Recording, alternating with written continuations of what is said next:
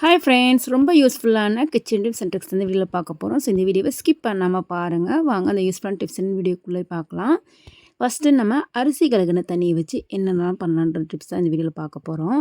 So நம்ம எப்பொழுதுமே சாம்பார்லாம் குக்கரில் வேக வைக்கும்போது நார்மல் தண்ணியை ஊற்றாமல், அதாவது நம்ம பருப்பெல்லாம் வேக வைக்கிறதுக்கு தண்ணி ஊற்றுவோம்ல, அதுக்கு பதிலாக நீங்கள் அரிசி கழுகுன தண்ணி, அதாவது 2வது தண்ணியை நீங்கள் ஊற்றி சாம்பார் வச்சிங்கன்னா நல்ல டேஸ்ட்டாக இருக்கும். கண்டிப்பாக ட்ரை பண்ணி பாருங்கள். இதே போல் இந்த தண்ணியை வச்சு ரசமுமே செய்யலாம். அடுத்து நம்ம புளியெல்லாம் ஊற வைப்போம்ல, ஸோ அந்த ஊற வைக்கிறதுக்குமே இந்த மாதிரி அரிசி கழுகுன தண்ணியை வச்சு நீங்கள் ஊற வச்சிங்க அப்படின்னா, அந்த புளி தண்ணியுமே பார்த்திங்கன்னா நல்ல டேஸ்ட்டாக இருக்கும். அது வைக்கக்கூடிய அந்த குழம்புமே நல்ல டேஸ்ட்டாக இருக்கும் ஃப்ரெண்ட்ஸ். கண்டிப்பாக ட்ரை பண்ணி பாருங்கள். அடுத்து பொதுவாக நிறைய பேர், அதாவது லேடிஸ்க்குள்ள பெரிய பிரச்சனை என்ன அப்படின்னா முடி உதிர்வு தான். இந்த முடி உதிர்வு எப்படி சூப்பராக போக்குறதுன்னு பார்க்கலாம். எப்பவுமே ஷாம்பூலாம் டைரெக்டாக நம்ம தலையில் அப்ளை பண்ணக்கூடாது.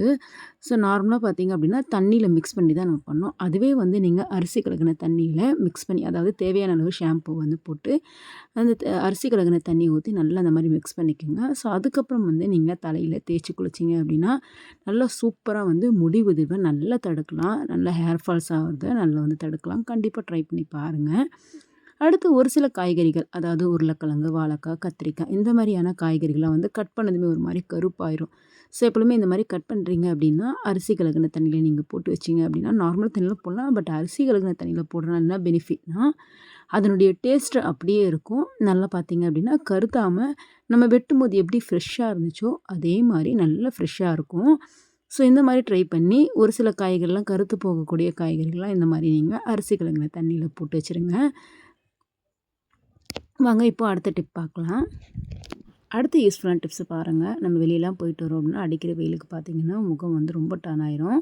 ஸோ எப்பொழுதுமே ஃபேஸ்லாம் வாஷ் பண்ணுறீங்க அப்படின்னா இந்த அரிசி கழுகுன தண்ணியை வச்சு நீங்கள் முகம் கழுகுறனால என்னென்ன பிரச்சனை தீரும் அப்படின்னா, வெளியே போயிட்டு வரனா நிறைய டஸ்ட்லாம் நம்ம முகத்தில் போடுவோம். ஸோ இதனால் இச்சிங், அதுக்கப்புறம் முகப்பொரு இதெல்லாம் வரும்ல, ஸோ அது எல்லாமே அவாய்ட் பண்ணலாம். அதுக்கப்புறம் பாருங்கள், நம்ம வீட்டில் சூப்பெல்லாம் வைக்கிறோம் அப்படின்னா எந்த வகையான சூப்பாகட்டும் நீங்கள் இந்த அரிசி கழுகுன தண்ணியில் வச்சிங்க அப்படின்னா நல்ல டேஸ்ட்டாக இருக்கும். அதே போல் நல்ல திக்னஸாகவும் இருக்கும். கண்டிப்பாக ட்ரை பண்ணி பாருங்கள். அடுத்த டிப்பு, நம்ம கேஸை க்ளீன் பண்ணுறாகட்டும், அதே போல் உப்பு கரை படிஞ்ச பைப் எல்லாமே எப்படி சூப்பராக க்ளீன் பண்ணுறது அப்படின்னு சொல்கிறேன். ஸோ இந்த மாதிரி நம்ம பாத்திரம் விளக்கக்கூடிய சோப்பு இருக்குல்ல, ஸோ இந்த சோப்பு எடுத்துக்கோங்க. இப்போ இந்த சோப்பு நம்ம என்ன போகிறோம்னா டைரெக்டாக நம்ம இது பண்ண போகிறது கிடையாது. கிரேட்டர் எடுத்துக்கோங்க, அதாவது தேங்காய் துருவோம்ல, ஸோ அது இருந்தால் எடுத்துக்கோங்க. இப்போ இந்த மாதிரி நல்லா துருவி எடுத்துக்கலாம். ஸோ இது முழு சோப்பை நம்ம யூஸ் பண்ண போகிறது கிடையாது. தேவையான அளவு கொஞ்சம் இருந்தால் போதும். அது இந்த 10 ரூபா சோப்பு வச்சு சூப்பராக நம்ம க்ளீன் பண்ணலாம், எந்த ஒரு சொல்யூஷன் இல்லாமல். ஸோ பாருங்கள், இப்போ துருவினதை நம்ம ஃபஸ்ட்டு ஒரு பவுல் எடுத்துக்கலாம். இப்போ அந்த பவுலில் நம்ம இந்த துருவி வச்சுருக்கோம்ல, இதை நம்ம போட்டுக்கலாம். ஸோ போட்டதுக்கப்புறம் வெது வெதுப்பான தண்ணி இருந்தால் எடுத்துக்கோங்க. ஸோ இந்த மாதிரி பண்ணுறனால நம்மளுக்கு அதிக செலவும் ஆகாது. அதாவது நம்ம கேஸ் க்ளீன் பண்ணுறதுக்காகட்டும், பாத்திரம் அதாவது அதுக்கப்புறம் பைப்பு எல்லாம் க்ளீன் பண்ணுறதுக்காகட்டும், நம்ம எந்த பொருளும் நம்ம வாங்க தேவையில்லை அதிக விலை கொடுத்து. ஸோ இந்த மாதிரி நீங்கள் ரெடி பண்ணி வச்சுக்கிட்டாவே போதும். பாருங்கள், இப்போ ஒரு பவுலில் போட்டேன். இப்போ இது கூடவே கொஞ்சமாக நம்ம பேக்கிங் சோடாவும் நம்ம சேர்த்துக்கலாம். ஸோ இது நம்ம கேஸ் அடுப்பை க்ளீன் பண்ணுறதுனால தான் நான் பேக்கிங் சோடா எடுத்திருக்கேன். டேபு க்ளீன் பண்ணுறதுக்கு இது கூடவே வேற ஒரு பொருளை சேர்க்கணும், அது என்னன்னு நான் சொல்கிறேன். ஸோ இப்போ இது கூட வெது வெதுப்பான தண்ணி, ஏன் வெது வெதுப்பான தண்ணி ஊற்றுறேன் அப்படின்னா, அப்போ தான் நல்லா கரைஞ்சி வரும். சோப்பு டக்குன்னு நம்மளுக்கு கரைஞ்சி வந்துடும். ஸோ நல்லா ஒரு ஸ்பூனை வச்சு நல்லா இந்த மாதிரி மிக்ஸ் பண்ணி விட்டுருங்க. இது நிறைய க்ளீனிங் பர்பஸ்க்கு நம்ம யூஸ் பண்ணுறதுனால ஃபஸ்ட்டு இந்த பவுல்லேருந்து கொஞ்சமாக நான் தனியாக எடுத்து வச்சுருக்கேன். நம்மளோட கேஸ் அடுப்பு பாருங்கள், நான் அப்பப்போ க்ளீன் பண்ணல, வாரத்துக்கு ஒரு முறை க்ளீன் பண்ணனால அந்தளவுக்கு அழுக்கு இல்லை. பட் இருந்தாலும் ஒரு சிலர் வீட்டில் பார்த்திங்க அப்படின்னா கேஸ் அடுப்பு மேலே ரொம்ப அதிகப்படியான கரையாக இருக்கும். ஸோ இந்த மாதிரி சில்வர் இது எடுத்து நீங்கள் நல்லா அந்த லிக்விடை தொட்டு, நம்ம ரெடி பண்ணி வச்சுருக்கோமோ அந்த சொல்யூஷன் அதை தொட்டு தொட்டு நல்லா இந்த மாதிரி தேய்ச்சி விட்டுருங்க. ஸோ இது ஒரு முறை தேய்ச்சிட்டு நீங்கள் கழுகி விட்டீங்க அப்படின்னா நம்மளோட கேஸ் அடுப்பு நல்லா பளபளன்னு பளிச்சுன்னு ஆயிருக்கும். இது பாருங்கள், பழைய கேஸ் அடுப்பு தான், பட் இருந்தாலும் மேலே பார்த்தீங்க அப்படின்னா நல்லா புதுசு போல் இருக்கும். அப்பப்போ நாங்கள் மெயின்டைன் பண்ணி வைக்கிறதுனால இந்த கேஸ் அடுப்பு நல்லா சூப்பராக க்ளீனாக இருக்குது.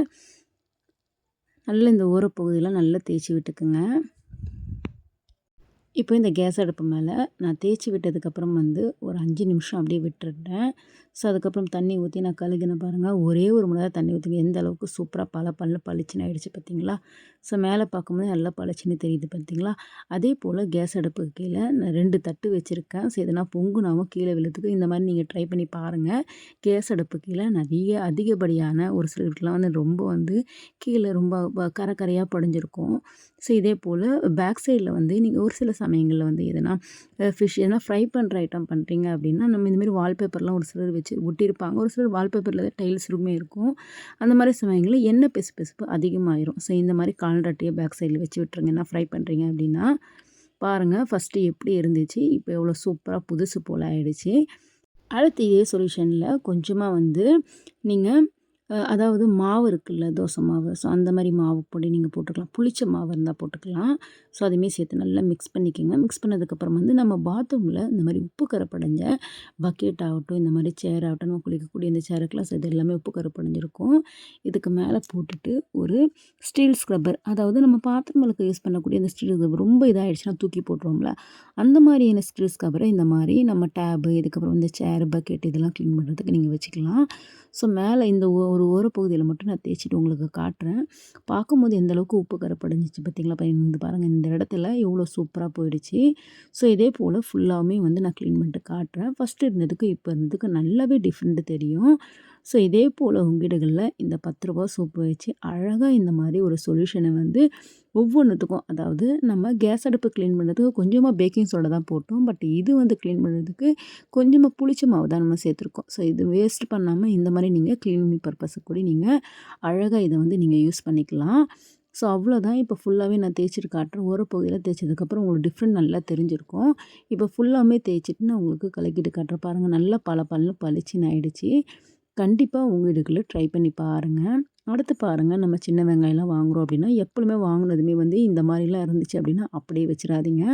ஸோ 2 இந்த மாதிரி நல்லா ஒட்டி ஒட்டி இருந்துச்சுன்னா நடுப்பகுதியில் வந்து ஈரப்பதம் இருக்கனால சீக்கிரமாக வந்து வெங்காயம் வந்து அழுகிடும். எப்பவுமே இந்த மாதிரி வெங்காயம்லாம் வாங்குறீங்க அப்படின்னா, ஸோ சின்ன வெங்காயம்லாம் 2 2 வந்து நல்லா, அதாவது ஒட்டிட்டு இருக்கக்கூடிய வெங்காயம் எல்லாமே வந்து தனித்தனியாக பிரித்து விட்டு அதுக்கப்புறம் இந்த மாதிரி வச்சிங்க அப்படின்னா நல்லா காத்தோட்டமாக இருக்கிறதுனால சீக்கிரமாக அழுகாது. கண்டிப்பாக ட்ரை பண்ணி பாருங்கள்.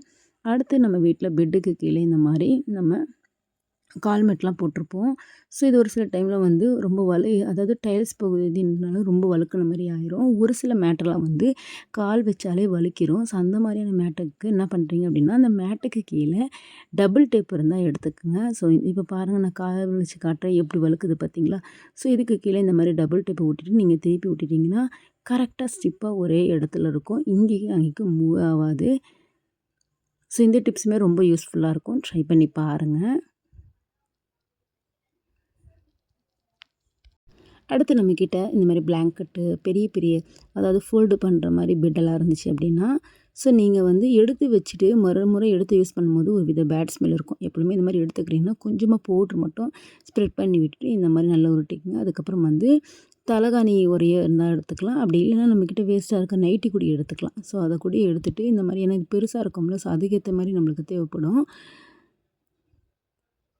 இப்போ சின்ன பிளாங்கெட்லாம் இருந்துச்சுன்னா தலகாணி உரையிலே போட்டுக்கலாம். இது கொஞ்சம் பெருசாக இருக்கறனால இந்த மாதிரி நைட்டுக்குள்ளே ஃபோல்டு பண்ணி வச்சுக்கிட்டேன். அவ்வளோதான். இந்த மாதிரி எடுத்து வச்சுட்டிங்க அப்படின்னா நெக்ஸ்ட் டைம் எடுத்து யூஸ் பண்ணும்போது நல்லா வந்து எந்த ஒரு பேட் ஸ்மெல்லுமே இருக்காது. கண்டிப்பாக ட்ரை பண்ணி பாருங்கள். ஓகே ஃப்ரெண்ட்ஸ், இந்த வீடியோவில் சொன்ன எல்லா டிப்ஸுமே உங்களுக்கு பிடிச்சிருக்கும்னு நினைக்கிறேன். பிடிச்சிருந்தா மறக்காமல் இந்த வீடியோக்கு ஒரு லைக் கொடுங்க. உங்கள் ஃப்ரெண்ட்ஸ் அண்ட் ஃபேமிலிக்கும் ஷேர் பண்ணுங்கள். நெக்ஸ்ட் யூஸ்ஃபுல்லான வீடியோவில் பார்க்கலாம். தேங்க்ஸ் ஃபார் வாட்சிங்.